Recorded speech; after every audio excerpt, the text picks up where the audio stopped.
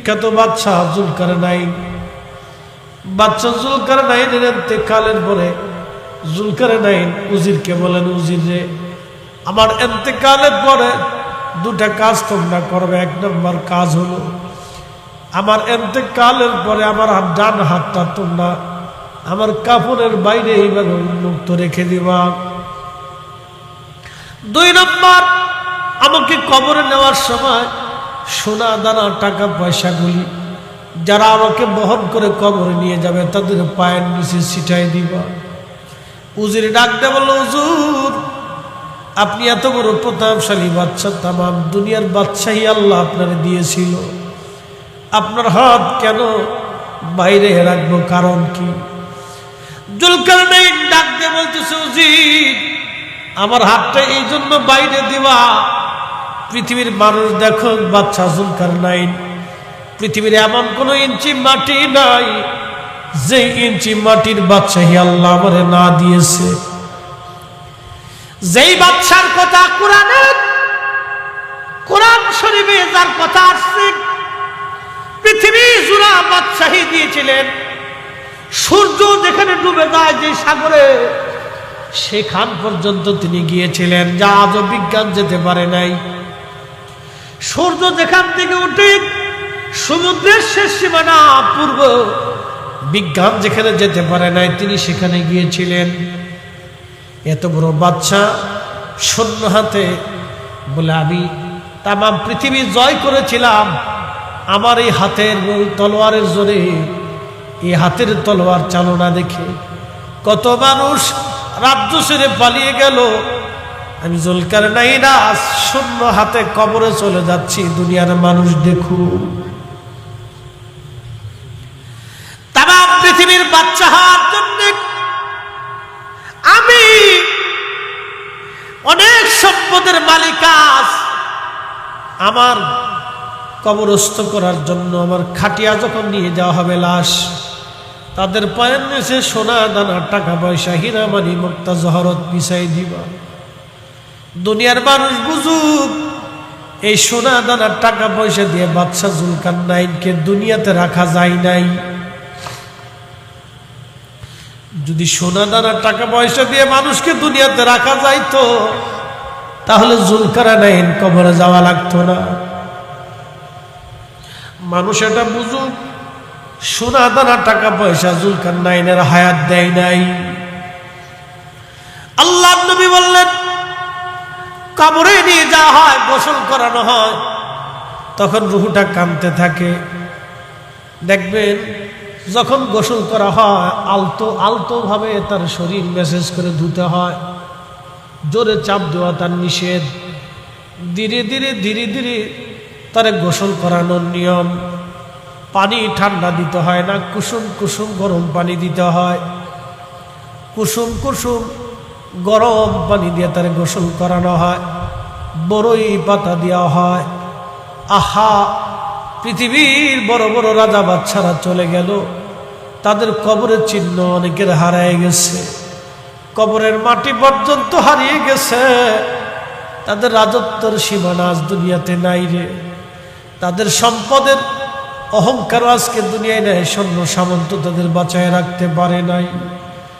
মানুষ আমরা বেহুশ, সবাইকে আল্লাহর দরবারে চলে যেতে হবে। আল্লাহ বলেন, ইন্না নিশ্চয় লিল্লাহি, আমরা আল্লাহর জন্য, ওয়া ইন্না ইলাইহি রাজিউন, আমরা আল্লাহর দিকে সবাই ফিরে চলে যাব। আল্লাহর কাছে সবাই ফিরে চলে যাব। 8,000 মুসলমান, আল্লাহর নবী বলতেছেন, যখন গোসল করে খাটিয়ার মধ্যে করে কাফন দাফন পরায় নিয়ে যাওয়া হয়, রুহ কান্দার বলে, সন্তান, তোমার জন্য সুদ ঘুষ মানি নাই, দুনিয়ার মানুষের হক নষ্ট করে দিয়ে তোমার জন্য জমি জমা করছি। ছেলেরা মেয়েরা আজকে আমার এত তাড়াতাড়ি কবর দাও।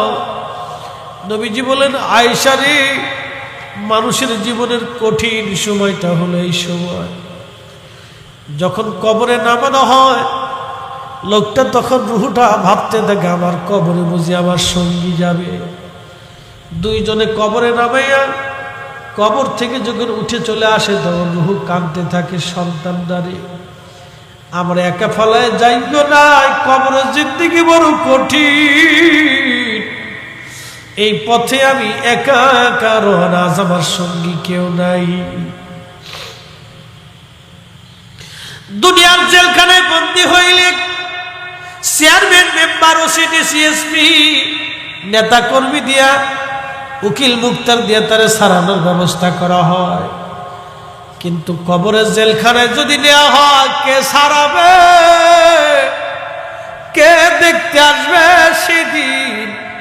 আমার রসুল ছাড়া আর কোন গতি নাই। কথা কোন ঠিক কিনা? প্রিয় হাটহাজারীর মুসলমান, আল্লাহ রাব্বুল আলামিন পরবর্তী কোরআনের বাক্যগুলির মধ্যে তিনি আল্লাহ বলেন, ওমা তাদরি নাফসুম মাযা তাকসিবু গাদা। আগামী সময় মানুষের জীবনে কি বয়ে আসবে, কি আসবে, ভাগ্যে কি লেখা আছে আল্লাহ ছাড়া কেউ জানে না। আহা, আগামী মুহূর্তটা আপনার জন্য কি আসবে আমরা কেউ বলতে পারবো না, কেউ বলতে পারবো না আগামী সময়টা আমাদের ভাগ্যে কি আছে। আমাদের নসিবে আগামী সময়টা ভাগ্যের মধ্যে কি আছে আমাদের কারোই জানা নাই। দেখেন, আমরা বাঙালির একটা হুজুগে মাতাল বাঙালি চ্যানেলে, ইউটিউবে, ফেসবুকে লেখা হলো 26 তারিখ কি একটা ঘটতে যাচ্ছে। আমার দেশের মানুষ 26 তারিখ নিয়ে পাগল হয়ে গেছে। আমি মনে করি 26 তারিখে কিছুই হবে না, আমার দেশের কিছু পোলাপান বিয়ে করবে, এছাড়া আর কিছুই নাই। এছাড়া কি করবে? 26 তারিখে কি যেন হবে, কি একটা হবে, কেউ লাগছে কোটিপতি হয়ে যাবে। কত পাগল ছাগল দেশে হয়েছে, বাঙালি হুজুকি মাতাল। তা আমি কই কিছু আর হবে না তো, কিছু পোলাপান বিয়ে করবে, এই তো শেষ, এই তো। কিছু মানুষ মারা যাবে, কিছু মানুষ দুনিয়াতে আসবে। কোরআন বলতেছে, ওয়ামা তাদরি নাফসুম মাযা তাকসিবু গাদা। এই জন্য কোনো গণকের কথা বিশ্বাস করা যাবে না, কোনো গণকের কথা বিশ্বাস করা যাবে না। যদি গণক বলে আপনার বিপদ আছে, বিশ্বাস করা যাবে না, কারণ এইগুলি সব ভ্রান্ত কথা। আল্লাহ বলতেছেন, বান্দার ভাগ্যের মধ্যে কি লেখা আছে আল্লাহ ছাড়া কেউ জানে না। গণক যদি বলে তোমার ভাগ্যে এটা আছে, গণকের হাত ধরে বলবেন, বেটা তোর নিজের ভাগ্য আগে গণনা করে দেখ। আগে একটা থাপ্পড় মেরে দিয়ে বলবেন, বেটা এই যে থাপ্পড় যে তোরে মারবো, তুই আগে 5 দিন আগে এটা কেন গণনা করে তুই বুঝতে পারিস নি যে আজকে তোরে থাপ্পড় মারবো। কিছু গণনা যারা করে বিশ্বাস করবেন না। 2 নম্বর, যারা গণনা করে রুটি রুজি করে, টাকা পয়সা কামাই করে, ওদের বাড়ি খাবেন না। এই কথা মনে রাখবেন, ওদের বাড়ি খাবেন না। ওদের বাড়ি খাওয়া আর কুত্তার বিষ্ঠা খাওয়া সমান। কুত্তার বিষ্ঠা বুঝছেন? কুত্তা খাওয়ার পরে যেটা বমি করে ফেলে দেয় এটাকে বলা হয় বিষ্ঠা। এটা যেমন অপবিত্র, নাপাক, দুর্গন্ধ, পচা, গণকের বাড়ির খাবার এরকম নাপাক, দুর্গন্ধ, পচা, ও বাড়ি খাবেন না।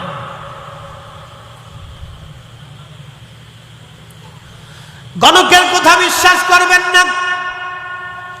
26 তারিখ কি হবে এটা আমাদের হাতের মধ্যে নাই, এটা আমার রবের হাতে। আল্লাহ রাব্বুল আলামিন আরশে মুআল্লা সৃষ্টি করলেন। আরশে মুআল্লা সৃষ্টি করার পরে আল্লাহ কুরসি সৃষ্টি করলেন।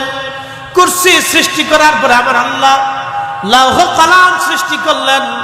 কলমকে বলেন, কলম তুমি লেখো।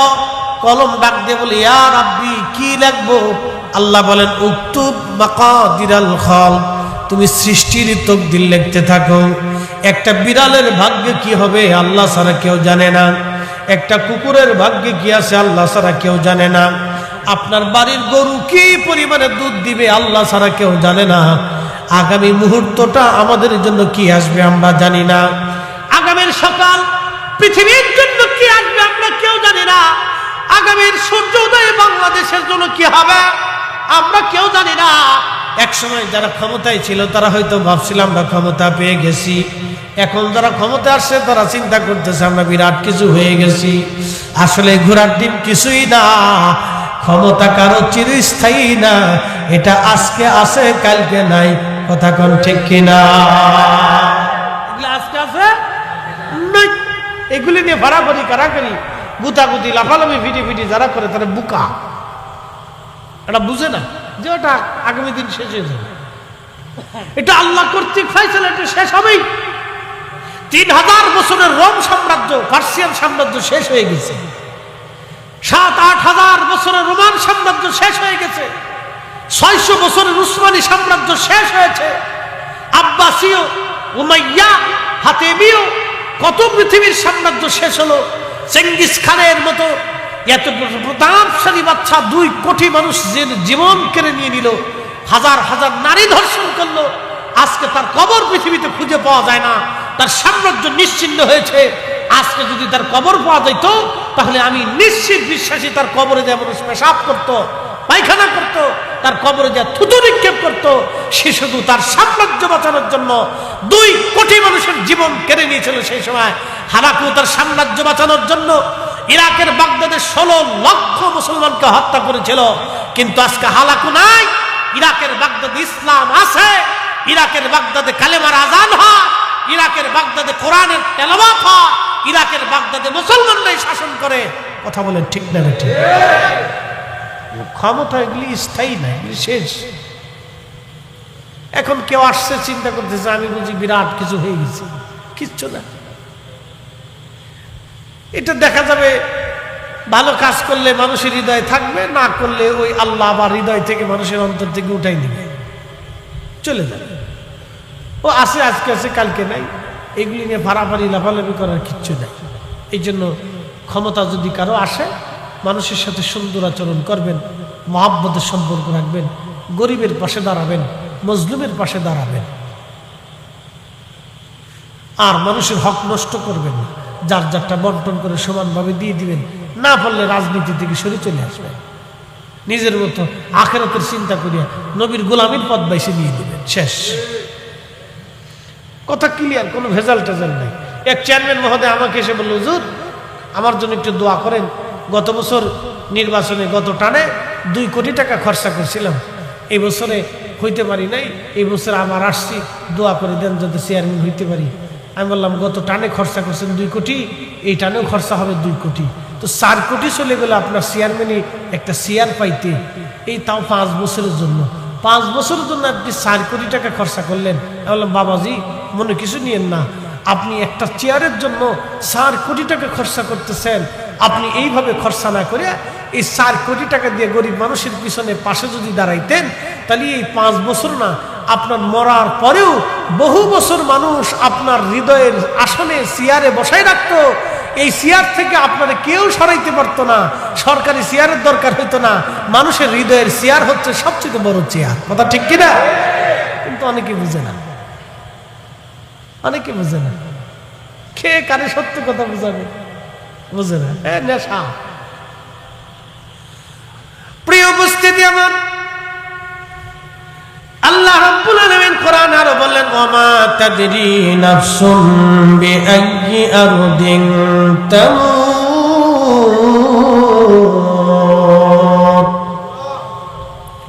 মানুষ কোন জায়গা, কোন স্থানে, কোন অবস্থায় মারা যাবে আল্লাহ ছাড়া কেউ জানে না। কোন জায়গা, কোন সময়, কোন মুহূর্তে, কোন স্থানে মানুষ মারা যাবে আল্লাহ ছাড়া কেউ জানে না, আল্লাহ ছাড়া কেউ জানে না। খুব মনোযোগ দিয়েন, মানুষ কোন জায়গায়, কোন হালতে, কোন অবস্থায়, কখন মারা যাবে আল্লাহ ছাড়া কেউ জানে না। সুলাইমান আলাইহিস সালাম বিরাট বড় বাদশা। বর্তমান যে গাজায়, গাজার আগে নাম ছিল আসকালান, এই আসকালানের বর্তমান নাম হলো গাজা। এই বিরাট অঞ্চল দিয়েছিল সুলাইমান আলাইহিস সালামের রাজধানী। বিরাট বড় প্রতাপশালী বাদশা। এক পাশে মানুষ মন্ত্রী থাকতো, আর এক পাশে জিন মন্ত্রী ছিল তার। সারা পৃথিবীর বাদশাহী আল্লাহ তাকে দিয়েছিলেন। শুধু মানুষের বাদশাহী না, জিন জাতির বাদশাহী ছিল। পৃথিবীর মধ্যে জিনদের ভিতরে যত দানব মানব সবার বাদশা আল্লাহ তারে বানিয়েছিলেন। প্রত্যেক পৃথিবীর ইঞ্চি সমুদ্রের শেষ সীমানা পর্যন্ত তিনি বাদশা ছিলেন। 7টা মহাসাগর একসাথে তিনি শাসন করতেন, কারণ সাগরের গভীরে জিনদের বসবাস আছে। পৃথিবীতে জিন যেখানে, মানব যেখানে, তিনি বাদশা ছিলেন সেখানে। একবার জোরে বলা যাবে আল্লাহু আকবার। তেলের গাড়ি তেলে চলি,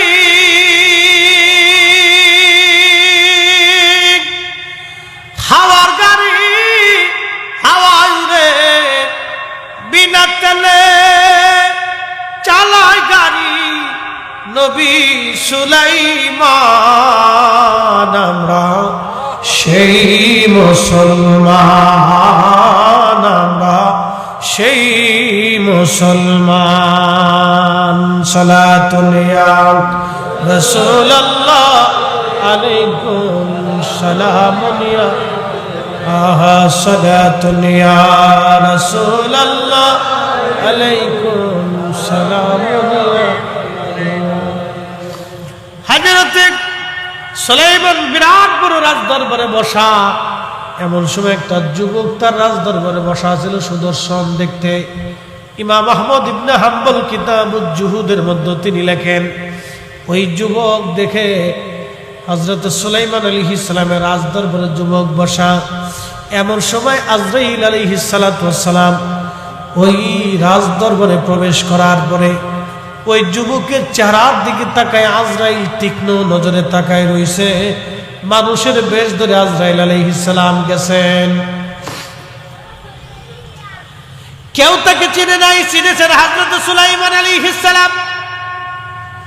যুবকের চেহারার দিকে তাকায় আজরাইল তীক্ষ্ণ নজরে তাকানো আছে। কিছু সময় পর আজরাইল চলে গেলেন। যুবকটা সুলাইমান আলাইহিস সালামকে ডাক দিয়ে বলেন, খোদারি পয়গম্বর, আল্লাহ আপনাকে বাতাসের উপরে কর্তৃত্ব দিয়েছে। আপনি এই মুহূর্তে বাতাসকে হুকুম দেন আমাকে যেন নিয়ে হিন্দে, বর্তমান যেটা ভারত উপমহাদেশ, আগে নাম ছিল হিন্দ, আপনি আমাকে হিন্দে নিয়ে চলে ফেলায় লিখে দিয়ে আসেন। হযরত সুলাইমান আলাইহিস সালাম বাতাসকে হুকুম করলেন, বাতাস তুমি এই যুবককে হিন্দে নিয়ে যাও, হিন্দে তুমি নামাই দিয়ে আসো বাতাস থেকে উড়াইয়া। বর্তমান হিন্দুস্তান, তখন নাম ছিল হিন্দ, এই হিন্দে তাকে নিয়ে রেখে দেওয়া হলো। কিছু সময় পরে আজরাইল আলাইহিস সালাম আবার রাজদরবারে ঢুকলেন। সুলাইমান আলাইহিস সালাম ডাকতে বললেন, ভাই আজরাইল, একটা কথা কি বলবেন? বলে, কি হুজুর বলেন। আপনি একটা যুবকের দিকে তীক্ষ্ণ নজরে তাকাইছিলেন, কারণ কি? হযরত আজরাইল ডাকতে বললেন, মালাকুল মউত ডাকতে বলতেছে, আল্লাহর পয়গম্বর, আল্লাহর নবী, শোনেন, আপনার রাজদরবারে ঢোকার পরে যুবককে আমি দেখলাম, কিন্তু আমার ডায়েরির ভিতরে লেখা ছিল তার মৃত্যু হবে হিন্দে। তাও কিছু সময় পরে তার মৃত্যুর সময় একেবারে ঘনিয়ে গেছে, কিন্তু সে তখনও ফিলিস্তিনের রাজদরবারে, তখনও আপনার রাজদরবারে সে বসে আছে। কোথায় হিন্দ, কোথায় ফিলিস্তিন, হাজার হাজার মাইল দূর। এখন এই ছেলেটা এই মুহূর্তে কি করে হিন্দে যাবে? অথচ আল্লাহর ফয়সালা কখনো চেঞ্জ হবে না, হিন্দে তার জান কবজ হবে। আমি আজরাইল আশ্চর্য হয়ে তার চেহারার দিকে তাকাই রইলাম। আমি খুবই আশ্চর্য হলাম, সে এখনো হিন্দে, এখনো সে ফিলিস্তিনে বসে আছে, কিন্তু কিছু সময় পরে তার জান কবজ হবে হিন্দুস্তানে। কিন্তু আমি জানতাম না যে আপনি তাকে বাতাসের মাধ্যমে এইখানে নিয়ে হিন্দে আপনি তারে পৌঁছাবেন, এটা আমার জানা ছিল না, এটা আল্লাহর জানা। আল্লাহর ডায়েরিতে তকদিরের মধ্যে লেখা আছে, উক্তুব মাকাদিরাল খালক, তুমি বান্দার তকদির লেখো, সৃষ্টির তকদির তুমি লেখো।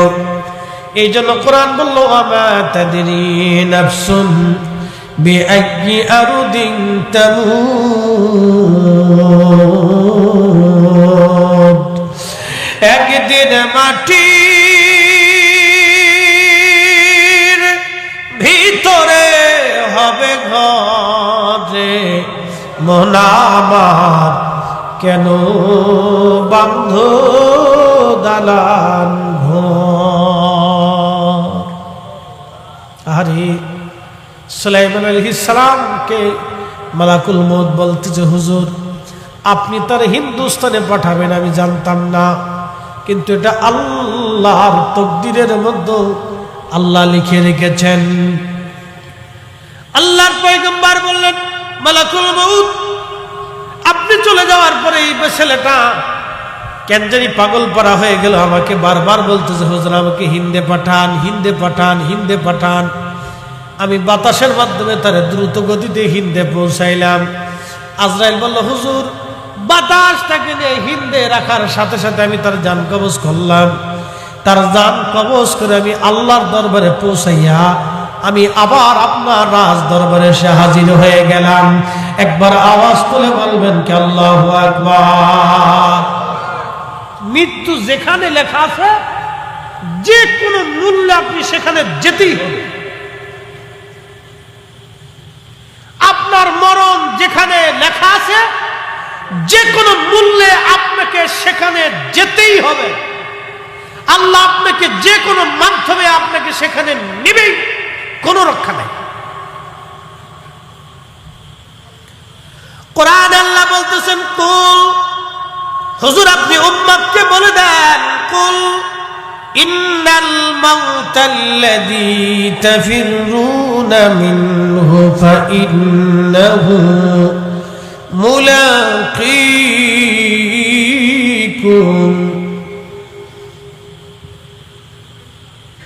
হুজুর আপনি বলে দেন মানুষ মৃত্যু থেকে পালায়, মরণ থেকে বাঁচার জন্য সবাই চেষ্টা করে, কেউ মরতে চায় না। মরণ থেকে সবাই পালানোর চেষ্টা করে। অসুস্থ হলে বাংলাদেশের ডাক্তার যদি কাজ না হয় ইন্ডিয়ার ডাক্তার দেখানোর জন্য চলে যায়, তাতেও যদি না হয় সিঙ্গাপুরে চলে যায়, তাতেও যদি না হয় তাহলে আমেরিকা চলে যায়, লন্ডন চলে যায় বড় বড় বিজ্ঞ বিজ্ঞ ডাক্তার দেখানোর জন্য। আচ্ছা বলেন তো, যারা বড় বড় চিকিৎসা বিজ্ঞানে নোবেল জয় করলো তারাও কি দুনিয়াতে বেঁচে আছে? তারা কি একসময় বেঁচে থাকবে না? তারাও মারা যাবে। পৃথিবীর সবচেয়ে বড় ডাক্তার যিনি ছিলেন তার নাম ইবনে সিনা, মুসলিম একজন ডাক্তার। শুনবেন তিনি অনেক বড় পরহেজগার ছিলেন। পুরুষ ডাক্তার রোগী আসলে উনি সরাসরি দেখতেন, কিন্তু কোনো মহিলা রোগী আসলে উনি সরাসরি কোনো নারীর চেহারা দেখতেন না, কোনো নারীর হাত ধরতেন না। উনি নারীকে পর্দার আড়ালে বসাইয়া সুতা ধরাই দিতেন, ওই মহিলার হাতে সুতা দিতেন, নিজে সুতা ধরতেন, সুতা টেনে টেনে টেনে টেনে ইবনে সিনা রোগ নির্ণয় করতেন। এত বড় চিকিৎসা বিজ্ঞানী হওয়ার পরেও তিনি বেঁচে থাকতে পারেন নাই। মৃত্যু থেকে পালানোর কোনো রাস্তা নাই। আমি আল্লাহ তোমার উপরে খুশি। ফাদখুলি ফি ইবাদি ওয়াদখুলি জান্নাতি। তুমি আমার নিয়ামতপ্রাপ্ত বান্দাদের সাথে আমার জান্নাতে আসো। আমার ওলিরা যে জান্নাতে, তুমি সেই জান্নাতে আসো। এই জন্য ওলিরার ইন্তেকালের পরে তাদের কবর জান্নাতের বাগান হয়ে যায়, রওজাতুম মিন রিয়াদিল জান্নাহ হয়। তাদের কবরকে আল্লাহ রওজা বানায় দেয়, রওজা বানায় দেয়। আরে আমার নবীর গোলামীর জন্য যদি উম্মতের কবর রওজা হতে পারে, আর আমার দেশের বুকে হাত বেঁধে নামাজ পড়ে এক মুসলমান আছে, আল্লাহ মুনাফিক আছে, ওরা ওয়াজ করে কয় নবীর কবরকে কবর বলতে হবে, রওজা বলা হারাম। যারা রসুলের কবর মুবারক রওজা মুবারককে রওজা বলতে চায় না, রওজা মনে করে না, তারা মূলত আল্লাহর কোরআন মানে না। কি কথা কন না কেন, ঠিক কিনা? এগুলি সব শয়তানের সেলা। সচ্চে মুসলমান ওরা, নামে মুসলমান, ইমানদারের ইমান নিয়ে করছে যারা খেলা, ওরাই তো আসলে এজিদেরই চেলা। দাড়ি টুপি পাগড়ি আছে, দেখতে মাওলানা, ভিতরে নাই নবী প্রেম ইয়াজিদে ভরা। আরে কেউ যদি কোরআনের আয়াত বুঝে তাহলে তো বুঝতেই হবে খাজা বাবা আজমিনের কবর রওজা হয়ে গেছে। কি কথা কন না কেন? কেউ যদি কোরআনের আয়াত বুঝে, নফসে মুতমাইন্নার আয়াত যদি বুঝে, ইরজিই ইলা রাব্বিকি রাদিয়াতাম মারদিয়া, তুমি আল্লাহর সন্তুষ্টির দিকে আসো। আহা, মুজাদ্দিদ আল ফিসানির কবর আল্লাহ রওজা বানাই দিলেন। খাজা বাহাউদ্দিন নকশবন্দ বুখারীর কবর রওজা হয়ে গেল। হুজুর গাউসে পাক মহিউদ্দিন আব্দুল কাদের জিলানীর কবর রওজা হয়ে গেল। আল্লাহর ওলি সাহাবায়ে কেরামের কবর আল্লাহ রওজা বানাই দিল। একবার জোরে বলা যাবে কি মারহাবা? আরে নবীর কদমের গোলামির জন্য যদি নবীর গোলামের কবর রওজা হয়, তাহলে মনিবের কবর কি হতে পারে? কানার ঘরের কানা। কোরআন পড়ে কিন্তু কোরআনের হাকিকত বুঝে না, ঠিক কি না? এই জন্য সুন্নি আহলে সুন্নাত ওয়াল জামাত ছাড়া কোনো মা ওলির জন্ম দিতে পারে।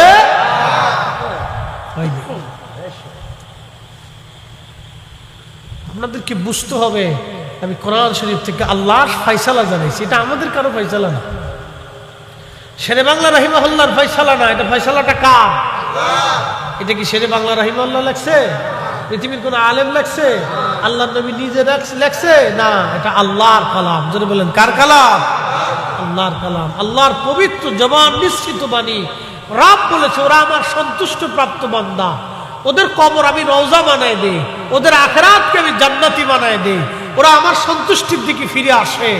এই জন্য আল্লাহর ওলি যারা, এদের জিয়ারত কিয়ামত পর্যন্ত চলতে থাকবে, কোনোদিনও বন্ধ করতে পারবে না। কথা কোন ঠিক কিনা? এটা চলবে চলবে চলবে। এই জন্য আল্লাহকে খুশি করে যান, আল্লাহকে সন্তুষ্ট করে যান, আল্লাহর রাজামন্দি হাসিল করেন, নবী পাকের কদম মুবারকের গোলাম হয়ে যান, গোলামিতে নেসার হয়ে যান। এই জন্য আল্লামা ইকবাল কত চমৎকার লিখেছেন, কে ওফা তুনে मुहम्मद से तू हम तेरे जा चिज ही किया लोह कलम तेरे बलगल उला बिकमालिही कशबत तुजा बिजमा हसनत जमील खुसालिही सल्लु। বন্ধু আমার, হাটহাজারীর মুসলমান, খুবই মনোযোগ দিয়ে শুনবেন। আমি কোরআন শরীফ থেকে একটা আয়াতের মর্ম বুঝাইলাম। আহা, যখন জিব্রাইল আজরাইল আলাইহিস সালাম আসে, আল্লাহর হাবিব বললেন, মায়ের কোলের ভিতরে দুগ্ধ পান করতে করতে দোলনায় দুলতে দুলতে মার কোলের মধ্যে সন্তান যেমন ঘুমায় পড়ে, ইমানদারদের মৃত্যুটা ওই রকম হয়ে যাবে। আল্লাহর নবীকে দেখতে দেখতে তাদের মরণ এসে যাবে, আল্লাহর হাবিবের জিয়ারত তাদের নসিব হয়ে যাবে। সুবহানাল্লাহ বলা যাবে? প্রশ্ন রাখতে পারেন, ফরিদে হুজুর মরণের সময় কি নবী আসতে পারে? হ্যাঁ পারে। তার বাস্তব প্রমাণ হাদিসে কারিমা থেকে আপনাদেরকে শোনাই।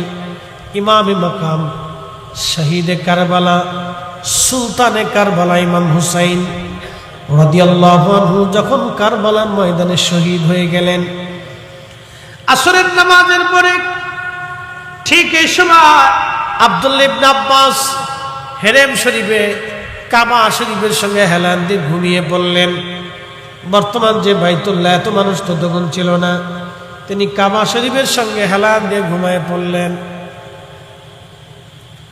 স্বপ্নের মধ্যে দেখতেছে আল্লাহ নবীজির হাত মুবারকের মধ্যে রক্ত, নবীজির শরীর মুবারকের মধ্যে ধুলাবালি, গা মুবারকের মধ্যে ওই আপনার জুব্বা মুবারকের উপরে ধুলাবালি লাগা, চুল দাড়ি মুবারক এলোমেলো দেখা যায়। আল্লাহর হাবিব তিনি দৌড়াইয়া কাবা শরীফের দিকে আসতেছেন, আর চোখের পানি ফেলে ফেলে নবীজি কাঁদতেছিলেন। ইবনে আব্বাস নবীজির আপন সাহাবী নবীজির আপন চাচাতো ভাই ছিলেন, রাইসুল মুফাসসিরিন, কোরআনের সবচেয়ে বড় মুফাসসির তিনি বলতেছেন, আমি স্বপ্ন দেখি কাবার থেকে নবীজি কেঁদে কেঁদে দৌড়ায় দৌড়ায় আসি। আমি জিজ্ঞেস করলাম, ইয়া রাসূলুল্লাহ, আপনার চোখে পানি কেন? চুল দাড়ি মোবারক এলোমেলো কেন? আপনার গা মোবারকের মধ্যে ধুলাবালি লেগে আছে কেন? হুজুর, এইভাবে দৌড়ায় দৌড়ায় কেঁদে কেঁদে আসতেছেন কেন? আমি ইবনে আব্বাস তো আপনাকে জীবনে কোনোদিন এরকম দেখি নাই, আপনি কেন এইভাবে কাঁদতেছেন? আল্লাহর হাবিব কেঁদে কেঁদে বলে, ইবনে আব্বাস, মক্কাতুল মুকাররমায় খবর দাও, আমার হুসাইন আর দুনিয়াতে নাই। আমি আমার হুসাইনের শাহাদাতের সময় আমি আমার হুসাইনের পাশে ছিলাম। আমি আমার হুসাইনের রক্তগুলি নিয়ে, হুসাইনের সাথীদের রক্ত নিয়ে আল্লাহর আদালতে যাচ্ছি। একবার জোরে বলা যাবে কি আল্লাহু আকবার? চিৎকার করে বলবেন কি ইয়া রাসূলুল্লাহ?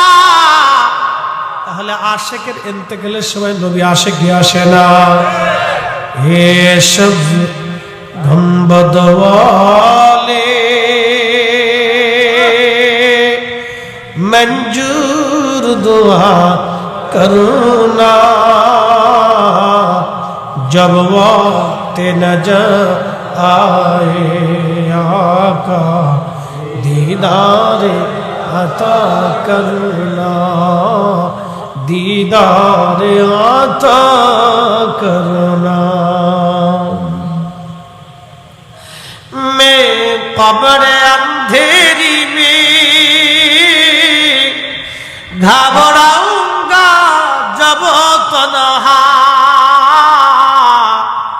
इमदाद मेरी करने आ जाना रसूल अल्लाह, इमदाद मेरी करने आ जाना रसूल अल्लाह। रोशन मेरी तुरबत को लिल्लाह जरा करना, जब वक्त नजर आए आका दीदार अता करना, दीदार अता करना। सलातुन या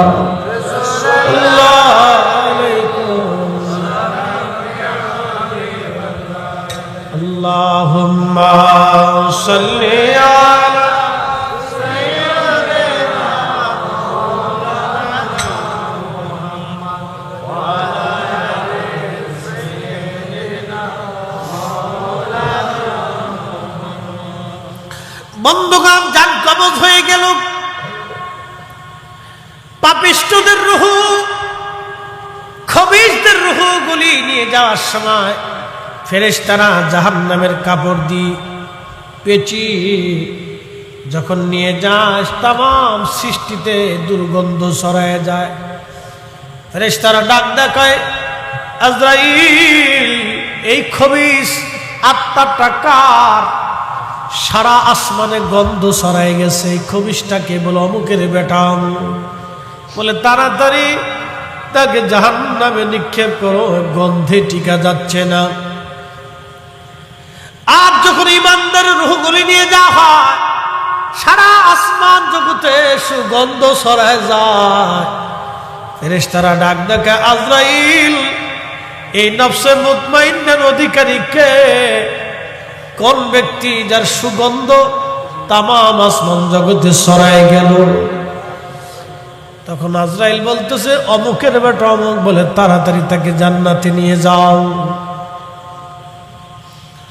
বন্ধুগণ আমার, এরপরে বান্দার ইন্তেকালের পরে তার কবরস্থ করার জন্য কবর খনন করা হয়।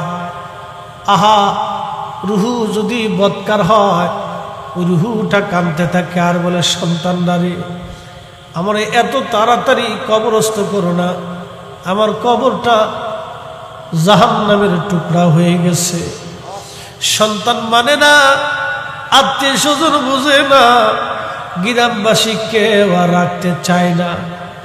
যত বড় ধনী হোক, মরে যাওয়ার সঙ্গে সঙ্গে ঘর থেকে বের করে নিয়ে উঠানি নিয়ে চলে আসে। কত জমিদারি, বাহাদুরি, দুনিয়ার সম্পদের অহংকার, কত রাজা বাদশা, যাদের ভয়ে মানুষ থরথর করে কাঁপত, তাদের কবরের পাশে আজ গরু, ছাগল, হাঁস, মুরগি, ভেড়া, গাধা, দুম্বা চড়ে বেড়ায়। তাড়ানোর ক্ষমতা যার তাদের নাই। ওই বান্দাটার রূহ কাঁদতে দেখে আর বলে, সন্তান আমার তাড়াতাড়ি কবরস্থ করো না, আমার কবর জাহান্নামের টুকরা হয়ে গেছে। সন্তানটা বলে, তাড়াতাড়ি আব্বাজানকে কবর দিয়ে দেন, 24 ঘন্টা পরে গন্ধ ছড়ায় যাবে। মানুষের ইন্তেকালের পরে 24 ঘন্টা পরে পায়খানা রাস্তা দিয়ে একটা পোকা বের হয়ে আসে। এই পোকাটা সারা শরীরের মধ্যে ছড়ায়া যায়, দেখা যায় না চোখ দিয়া, সারা শরীরের মধ্যে ছড়াইয়া শরীর থেকে তখন গন্ধ বের হতে থাকে, গন্ধ। 24 ঘন্টা পরে শরীর থেকে গন্ধ বের হয়। আহারের দুর্গন্ধে মানুষের কাছে যেতে পারে না। ছেলে মেয়ে, আত্মীয় স্বজন, গ্রামবাসী বলে, তাড়াতাড়ি কবর দাও, গন্ধ ছড়াইছে, কার কবর দুনিয়াতে রাখা যাবে না। সাদের বাড়ি, সাদের গাড়ি, সাদের জমি জমা সব রাখিয়া কবরে সেদিন একা পথের যাত্রী হতে হবে। কবরে সেই দিন একা পথের যাত্রী, দুনিয়ার সব রেখে একা রওনা হতে হবে, একা শূন্য হাতে। পৃথিবী বিখ্যাত বাদশা জুলকারনাইন, বাদশা জুলকারনাইনের ইন্তেকালের পরে জুলকারনাইন উজিরকে বলেন, উজির রে, আমার ইন্তেকালের পরে 2টা কাজ তোমরা করবে। 1 নম্বর কাজ হলো, আমার ইন্তেকালের পরে আমার ডান হাতটা তোমরা আমার কাপড়ের বাইরে এইভাবে উন্মুক্ত রেখে দিবা। 2 নম্বর, আমাকে কবরে নেওয়ার সময় সোনা দানা টাকা পয়সাগুলি যারা আমাকে বহন করে কবরে নিয়ে যাবে তাদের পায়ের নিচে ছিটাই দিবা। উজির ডাকতে বলল, হুজুর আপনি এত বড় প্রতাপশালী বাদশা, তামাম দুনিয়ার বাদশাহী আল্লাহ আপনারে দিয়েছিল, আপনার হাত কেন বাইরে রাখবো, কারণ কি? জুলকারনাইন ডাক দিয়ে বলতেছে, উজির আমার হাতটা এই জন্য বাইরে দিবা, পৃথিবীর মানুষ দেখো বাদশা জুলকারনাইন, পৃথিবীর এমন কোনো ইঞ্চি মাটি নাই যে ইঞ্চি মাটির বাদশাহী আল্লাহ আমারে না দিয়েছে। যেই বাদশার কথা কোরআন শরীফে যার কথা আসছে, পৃথিবী জুড়া বাদশাহী দিয়েছিলেন। সূর্য যেখানে ডুবে যায় যে সাগরে, সেখান পর্যন্ত তিনি গিয়েছিলেন, যা আজও বিজ্ঞান যেতে পারে নাই। সূর্য যেখান থেকে উঠে সমুদ্রের শেষ সীমানা পূর্ব, বিজ্ঞান যেখানে যেতে পারে নাই তিনি সেখানে গিয়েছিলেন। এত বড় বাদশা শূন্য হাতে বলে, আমি তামাম পৃথিবী জয় করেছিলাম আমার এই হাতের তলোয়ারের জোরে। এই হাতের তলোয়ার চালনা দেখে কত মানুষ রাজ্য ছেড়ে পালিয়ে গেল। আমি জুলকারনাইন শূন্য হাতে কবরে চলে যাচ্ছি, দুনিয়ার মানুষ দেখুক। তামাম পৃথিবীর বাচ্চা হওয়ার জন্য আমি অনেক সম্পদের মালিক, আমার কবরস্থ করার জন্য আমার খাটিয়া যখন নিয়ে যাওয়া হবে লাশ, তাদের পায়ের নিচে সোনা দানা টাকা পয়সা হীরা মানি মুক্তা জহরত মিশাই দিবা। দুনিয়ার মানুষ বুঝুক, এই সোনা দানা টাকা পয়সা দিয়ে বাদশা জুলকারনাইনকে দুনিয়াতে রাখা যায় নাই। যদি সোনা দানা টাকা পয়সা দিয়ে মানুষকে দুনিয়াতে রাখা যাইতো, তাহলে জুলকারনাইন কবরে যাওয়া লাগতো না। মানুষ এটা বুঝুক, সোনা দানা টাকা পয়সা জুলকারনাইনের হায়াত দেয় নাই। আল্লাহ নবী বললেন, কবরে নিয়ে যাওয়া হয়, গোসল করানো হয়, তখন রুহটা কাঁদতে থাকে। দেখবেন যখন গোসল করা হয় আলতো আলতো ভাবে তার শরীর মেসেজ করে ধুতে হয়, জোরে চাপ দেওয়া তার নিষেধ। ধীরে ধীরে ধীরে ধীরে তার গোসল করানোর নিয়ম। পানি ঠান্ডা দিতে হয় না, কুসুম কুসুম গরম পানি দিতে হয়। কুসুম কুসুম গরম পানি দিয়ে তার গোসল করানো হয়, বড়ই পাতা দেওয়া হয়। আহা, পৃথিবীর বড় বড় রাজা বাদশারা চলে গেল, তাদের কবরের চিহ্ন অনেকের হারিয়ে গেছে, কবরের মাটি পর্যন্ত হারিয়ে গেছে। তাদের রাজত্বের সীমানা আজ দুনিয়াতে নাই রে। তাদের সম্পদের অহংকার আজকে দুনিয়ায় নেই, সৈন্য সামন্ত তাদের বাঁচায় রাখতে পারে নাই। মানুষ আমরা বেহুশ, সবাইকে আল্লাহর দরবারে চলে যেতে হবে। আল্লাহ বলেন, ইন্না নিশ্চয় লিল্লাহি, আমরা আল্লাহর জন্য, ওয়া ইন্না ইলাইহি রাজিউন, আমরা আল্লাহর দিকে সবাই ফিরে চলে যাব। আল্লাহর কাছে সবাই ফিরে চলে যাব। 8,000 মুসলমান, আল্লাহ নবী বলতেছেন, যখন গোসল করে খাটিয়ার মধ্যে করে কাফন দাফন পরায় নিয়ে যাওয়া হয়, রুহ কান্দার বলে, সন্তান তোমার জন্য সুদ ঘুষ মানি নাই, দুনিয়ার মানুষের হক নষ্ট করে দিয়ে তোমার জন্য জমি জমা করছি। ছেলেরা মেয়েরা আজকে আমার এত তাড়াতাড়ি কবর দাও। নবীজি বলেন, আয়েশা রে, মানুষের জীবনের কঠিন সময়টা হলো এই সময়, যখন কবরে নামানো হয় লোকটা তখন রুহটা ভাবতে থাকে, আমার কবরে বুঝি আমার সঙ্গী যাবে। দুইজনে কবরে নামাইয়া কবর থেকে যখন উঠে চলে আসে তখন রুহ কাঁদতে থাকে, সন্তানদারে আমরা একা ফলায় যাইব না, কবরের জিন্দেগি বড় কঠিন, এই পথে আমি একা একা রওনা, আজ আমার সঙ্গী কেউ নাই। দুনিয়ার জেলখানায় বন্দী হইলে চেয়ারম্যান, মেম্বার, ওসিডি, সিএসপি, নেতা কর্মী দিয়া, উকিল মুক্তার দিয়ে তারে সারানোর ব্যবস্থা করা হয়। কিন্তু কবরের জেলখানায় যদি নেওয়া হয়, কে সারাবে, কে দেখতে আসবে সেদিন? আমার রসুল ছাড়া আর কোন গতি নাই। কথা কোন ঠিক কিনা?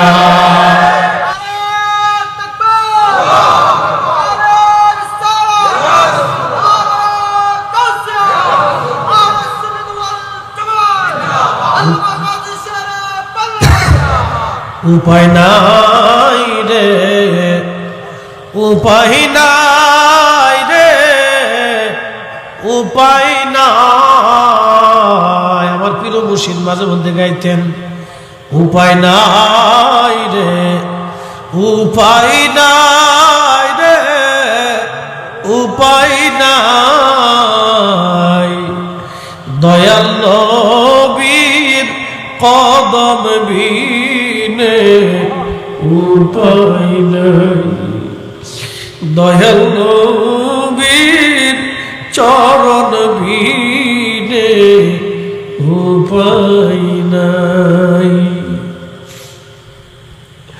কবরে যেই দিন আপনি একা, কেউ নাই, সেই দিন সন্তানরা কেঁদে কেঁদে কবরের পাশ থেকে বিদায় জানায় চলে গেল। ভাই বিরাদাররা বিদায় জানাইল, বন্ধুরা আপনারা কবর দিয়ে চলে যায়, তারা চা নাস্তা করবে, হাসি তামাশা করবে, গল্প গুজবে তারা ব্যস্ত হয়ে যাবে। সন্তান 2-3 দিন কাঁদবে, স্ত্রী 2-1 মাস কাঁদবে, মা হয়তো সারা জীবন কাঁদতে থাকবে, বাবা হয়তো জীবনের শেষ সময় পর্যন্ত আপনার চিন্তায় কাঁদতে থাকবে। দুনিয়ার মানুষ আপনাকে একদিন বলে যাবে, কিন্তু নবীর কদমের গোলামি যদি করে যান, আল্লাহ নবী ডাক দেয়া বলেন, উম্মত সবাই বললে আমি নবী ভুলবো না,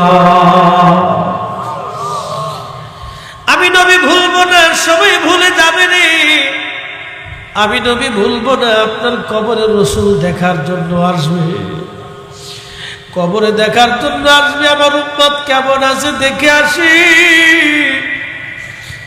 যদি রাসূলের গোলামি করে যান, দুনিয়ার আখিরাত আপনার জন্য ধন্য হয়ে যাবে। আল্লাহর নবী বলতেছেন, উম্মত রে, তোমরা বান্দারে কবরস্থ করিয়া তাড়াহুড়া করে কবর থেকে তোমরা চলে আসবে না। আল্লাহর নবী কবরস্থ করার পরে কবরের পাশে নবীজি দাঁড়ায় থাকতেন, বসে থাকতেন। আল্লাহর নবী বসে বসে তাসবিহ পড়তেন। আল্লাহর নবী ডাক দিয়ে বলেন, উম্মত তোমরা কবরস্থ করার পরে তাড়াহুড়া করে তোমরা চলে আসবে না, তোমার ভাইয়ের কবরের কাছে তোমরা দাঁড়ায় থাকবা। ইস্তাগফিরু লিআখিকুম, হাদিসের পরিভাষায় নবী হুকুম করলেন তোমরা তোমার ভাইয়ের জন্য ইস্তেগফার করতে থাকবা। অনেক মানুষ আছে দেখবেন কবরস্থ করার পরে বলে তাড়াতাড়ি চলে যান, সরে চলে যান, কবরের পাশে আর থাকবেন না, চলে যান। না না, এদের কথা শুনবেন না, এরা বেদাতি। কবরের পাশে কিছু সময় দাঁড়াবেন, কোরআন শরীফ থেকে তেলাওয়াত করতে থাকবেন, কিছু সময় তাসবিহ পড়তে থাকবেন, দুরূদ শরীফের আওয়াজ দিবেন। কবর বড় কঠিন জায়গা, বড় কঠিন জায়গা। আল্লাহর হাবিব ডাক দেয়া বলতেছে, উম্মত রে, কবর থেকে তাড়াহুড়া করে চলে আসবা না। একটা উট জবাই দেওয়ার পরে এই উটটাকে ছিলানোর পরে চামড়া ছিলাইয়া গোশত বানাইয়া বন্টন করতে যে সময়ের দরকার তোমার ভাইয়ের কবরের পাশে, সেই সময়টুকু পর্যন্ত তোমরা দাঁড়ায় জিকির করো, কোরআন শরীফ পড়তে থাকো, দুরূদ শরীফ পড়তে থাকো। ইস্তাগফিরু লিআখিকুম, তোমার ভাইয়ের কবরের পাশে দাঁড়ায় ইস্তেগফার করতে থাকো। কারণ কিছু সময় পরে মুনকার নাকির আসবে, মুনকার নাকির আসিয়া প্রশ্ন তুলবে, মান রাব্বুকা ওয়া দীনুকা মা কুনতা তাকুলু ফি হাক্কি হাযার রাসূল। তিনটা প্রশ্নের জবাব যদি কেউ দিতে না পারে, তার কবরের জিন্দেগি বড় কঠিন,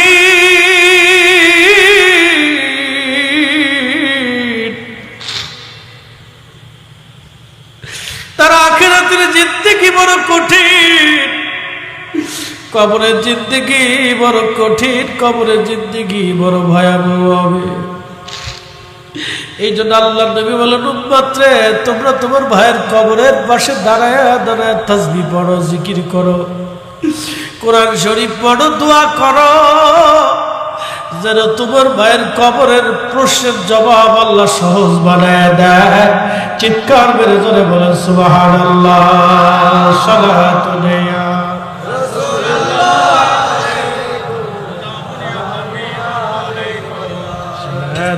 يا رسول الله، سلام يا حبيب الله عليكم، اللهم صل على سيدنا مولانا وعلى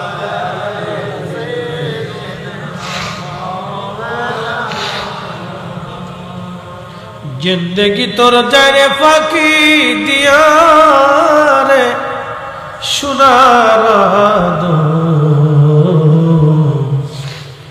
जिंदगी तोर जाए फाकी दिया। ओ आदाब रे पग धुरिया के सेदारी धबधबा से गुटा चारी सब जारी गया से कुरियार सुनारा दो, जिंदगी तो जाए পাখি দিয়া আল্লাহুম্মা সাল্লি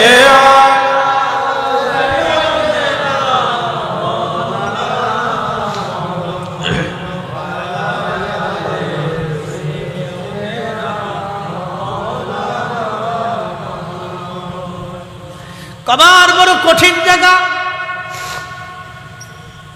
আল্লাহ রাসূল বলেন কবরের পাশে দাঁড়াও।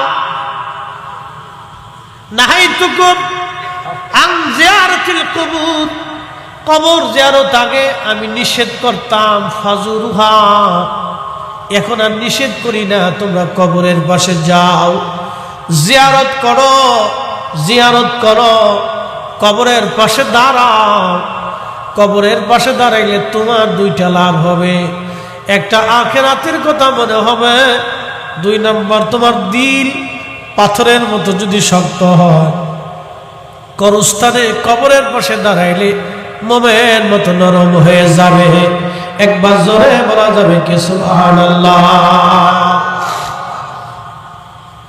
এই জন্য কবরের পাশে যাবেন, বাবা মার কবরের পাশে দাঁড়াবেন, পূর্বপুরুষের কবরের পাশে দাঁড়াবেন।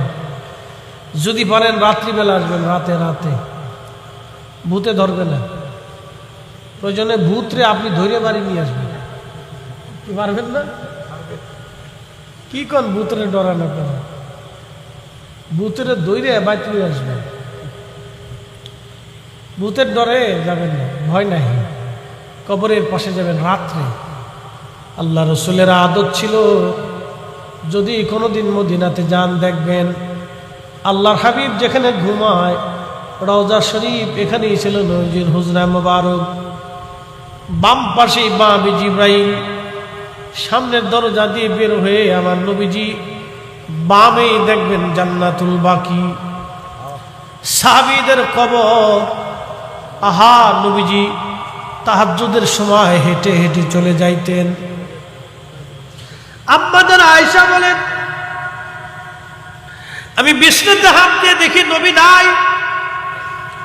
চিন্তা করলাম রাসূল বুঝি অন্য কোন বিবির ঘরে গেলেন কিনা, কারণ মেয়েদের আদত, মেয়েদের একটা অভ্যাস আছে, কারো স্ত্রী যদি 2 জন হয় তাহলে এক স্ত্রী সন্দেহ করে ওই বিবিরই মনে হয় টাকা পয়সা বেশি দেয়, আর ওইজন সন্দেহ করে এরে বুঝি পয়সা করি কাপড় চোপড় বেশি দেয়। দেখবেন এই কারণে ঘরের মধ্যে আর সুখ পাওয়া যায় না। এই জন্য কবি লিখছেন, সুখ নাহি রে সুখ পরাণের পাখি, নতুন করে বিয়ে করে চট্টগ্রাম থাকি, আমার সুখ নাই রে। বুঝছেন? 2 বোঝার আছে, তার কবলে আর কোনো সুখ বাংলাদেশে অন্তত নাই। সৌদি আরবে আছে কিনা জানি না। তো সৌদি আরবের একটা গল্প আমাদের আল্লামা সাহেব মারহুম শহীদ নুরুল ইসলাম ফারুকি সাহেব রহিমাহুল্লাহ, তিনি একটা গল্প বলছিলেন। আল্লাহ ওনার জান্নাতের আলামা কান্দ মাফ করে দিক আল্লাহ। এই মানুষের সুন্নি জামাতের ঐক্যের জন্য বেচারা সারা জীবন চেষ্টা করছে। আজকে কিন্তু সবাই ঐক্য হয়ে গেছে। আজকে কিন্তু সবাই কি হয়েছে? সবাই ঐক্য হয়ে গেছে। আপনি জানেন না, বাংলাদেশের কোনো পীর মাসে উনি একদিন গল্প করতেছে এক ওয়াজে, তখন উনি সৌদি আরবে চাকরি করেন। এক বাঙালি আর এক সৌদিয়ান, 2 জনে ফিটাফিটি করতেছে, মারামারি করতেছে। তো বাঙালিরা তো খালি হাতে মারামারি করতে পারে, বাঙালিদের অভ্যাস। এরা খালি হাতে ফিটাফিটি করতে পারে, এরা কিছু না কিছু না পেলে পায়ের জুতা ঢলে পারে। দেখলেন না মসজিদের ভিতরে কেমন গুতাগুতি চলতেছে? উরে বাপরে, বাইতুল মুকাররম মসজিদ, আল্লাহর ঘর, জুতা দিয়ে, তারপরে যে জুতা রাখার যে বাক্স, হেতা দিয়ে যে যারে পারতেছি হেরে মারতেছি। যে মসজিদ ওরা মনেই নাই। ছি ছি ছি ছি, কতটা নিকৃষ্ট! ভুলেই গেছে যে এটা আল্লাহর ঘর, মসজিদ। এগুলো কিয়ামতের আলামত, কিয়ামতের আলামত। মতানৈক্য হতে পারে, তার জন্য কি মসজিদে মারামারি করবে? এটা কথা হলো না। মনোযোগ দিয়ে হযরতে ফারুক সাহেব বলতেছেন যে বাঙালি আর সৌদিয়ান 2 জনে ফিটাফিটি করতেছে। তো বাঙালি কিছু না পাইয়ে পায়ের জুতা খুলে ফিটাইতেছে। যখন বাঙালি পায়ের জুতা খুলে ফিটে, তখন সৌদিয়ান দাঁড়ায় দাঁড়ায় হাসে, ও আর মারে না, ওন খালি হাসে। তো ফারুকি সব দৌড়ে যায় সারাইতেছে, এই সৌদিয়ানরে আরবিয়ানরে জিগায়, এই আরবিয়ানরে জিগায়, তুই তোরে যে জুতা দিয়ে ফিডায় তুই হাসস কি? হাসবো না, ও তো কাপুরুষ। বলে কি লেগে কাপুরুষ? কয় শোন, আমার বউ আছে অনেকগুলো, মাঝে মধ্যে আমার বউরা আমার জুতা দিয়ে ফিডায়। তো ও বাঙালি, ও জুতা দিয়ে ফিটাই দিছে, ও তো মহিলা, ও বুঝতেছে এটা তো বেডির মতো, বেডির আমার জুতা দিয়ে ফিটায়, তো ও যে জুতা দিয়ে ফিটায় ও তো কাপুরুষ, ও তো বেডি। বুঝতে পারছেন? যার বউ 2-3টে আছে এর সুখে নাই, বিরাট অসুখে রয়েছে, মানে দুনিয়াতে থাইকেও অসুস্থ, এই বিরাট বড় ফেরার মধ্যে আছে।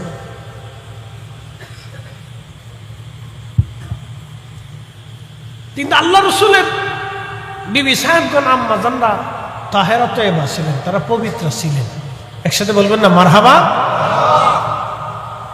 কিন্তু নারী সুলভ চিন্তা চেতনা এটা আল্লাহ প্রদত্ত, ওনাদের আইব ধরা যাবে, এটা আমাদের জন্য শিক্ষা, এটা আল্লাহ প্রদত্ত, আইব ধরা যাবে। নারী সুলভ মানবীয় যে একটা গুণ আছে, এই গুণের অধিকারী ওনারা ছিলেন, এটা হতে পারে। তা আম্মাজান হাত দিয়ে দেখেন যে রসুল নাই, তো তিনি চিন্তা করলেন হয়তো অন্য কোনো বিবির ঘরে গেছেন। তো খোঁজার জন্য উনি বের হইয়া দেখেন না কোনো বিবির ঘরে নাই। তার আল্লাহ রসুল কই গেল? আম্মাজান আয়েশা বলতেছেন, আহা আমি দেখলাম জান্নাতুল বাকি থেকে কান্নার আওয়াজ আসতেছে। একসাথে বলবেন না আল্লাহু আকবার। আমার রসুল সেই রাতের আধারে জান্নাতুল বাকির পাশে দাঁড়াইয়া নবী কাঁদতেছে আর দোয়া করতেছে, আল্লাহ আমার উম্মত এখানে ঘুমাই রয়েছে, তুমি তাদেরকে মাফ করে দাও। চিন্তা করতে পারছে, রাত গভীর রজনীতে আল্লাহ নবী জান্নাতুল বাকির পাশে দাঁড়ায় দাঁড়ায় দোয়া করতেছে। প্রিয় উপস্থিতি, বেশি বেশি করে কবরের পাশে যাবেন, যদি সম্ভব হয় রাত্রিবেলা যাবেন, রাতের আধারে শেষ রাত্রে ফজরের সময় যাবেন, অথবা সন্ধ্যা রাত্রে যাবেন। যদি বেশি ভয় হয় তাহলে ফজরের নামাজের সময় আপনি যাবেন, অথবা ফজরের নামাজ পড়ে অন্ধকার অন্ধকার থাকতে থাকতে যাবেন। দাঁড়াবেন নীরব নির্জন নিভৃতে। আপনি কবরের পাশে যখন দাঁড়াবেন দেখবেন আপনার শরীর শীতল হয়ে আসবে, আপনার কাল ঠান্ডা হয়ে যাবে। আল্লাহর কসম করে বলতেছি, আপনি স্তব্ধ হয়ে নীরব দাঁড়িয়ে থাকবেন, দাঁড়াইয়া চিন্তা করবেন এখানে আগামী বাসস্থান আমার জন্য আসবে। ঠিক ওই সময় আপনার শরীর ঠান্ডা হয়ে যাবে, ঠান্ডা হয়ে যাবে, শীতল হয়ে যাবে, আপনার কাল ঠান্ডা হয়ে যাবে। এই জন্য কবরের পাশে দাঁড়াবেন, জিয়ারত করতে যাবেন মার কবরের পাশে দাঁড়াবেন। বলে হুজুর কবরের পাশে দাঁড়াইলে কি লাভ? বলে দিয়ে যাই, যখন আপনি সালাম দিবেন মায়ের কবরের পাশে দাঁড়ায়, আপনার মা সালামের জবাব দিবে। মা দেখে কিন্তু আপনি দেখেন না, রুহু দেখে, মা দেখে আর খুশি হয়ে বলে আমার করিম আমার জিয়ারতে আসছে। আল্লাহু আকবার, আমার করিম আমার জিয়ারতে আসছে, আমার করিম আমারে ভুলে নাই। বাবার কবরের পাশে যখন দাঁড়াবেন, বাবার রুহুটা কান্দার বলে দেখ আমার করিম আসছে, আমারে ভুলে নাই, আমার করিম আমার জিয়ারত করার জন্য আসছে। তারা দেখে কিন্তু আপনি দেখেন না, আপনার সালাম তারা শুনে কিন্তু আপনি শুনেন না, আপনার কথা তারা শুনে, মুনাজাত শুনে, কিন্তু আপনি তাদের কথা শুনেন না। একদিন মাটি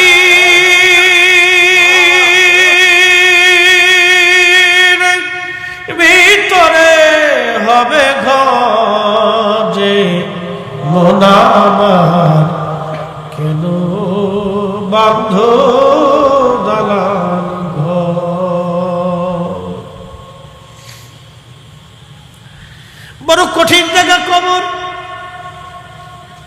6 মাস 10 বছর, 15 বছর, 20 বছর, 50 বছর, 100 বছর পরে আর কেউ আপনার কবরের পাশে দাঁড়ানোর নাই, কেউ নেই। ছেলে যতদিন বেঁচে থাকবে ততদিন হয়তো সন্তান আপনার কবরের পাশে হয়তো দাঁড়াবে কোনো না কোনো সময়। কিন্তু নাতির জমানা যখন আসবে, দাদার কথা নাতিরা আস্তে আস্তে ভুলে যাবে। পুতির জমানা আসার পরে আপনার কবরের চিহ্ন জগৎ থেকে হারিয়ে যাবে। মাত্র 50 বছরের ব্যবধানে আপনি পৃথিবী থেকে নিশ্চিহ্ন হয়ে গেলেন, হারিয়ে গেলেন। মাত্র 50 বছরের ব্যবধানে আপনার সন্তান, আপনার বংশ থেকে আপনি হারিয়ে গেলেন। এখানে যদি আমি জিজ্ঞেস করি কয়জন বাবার কবরের পাশে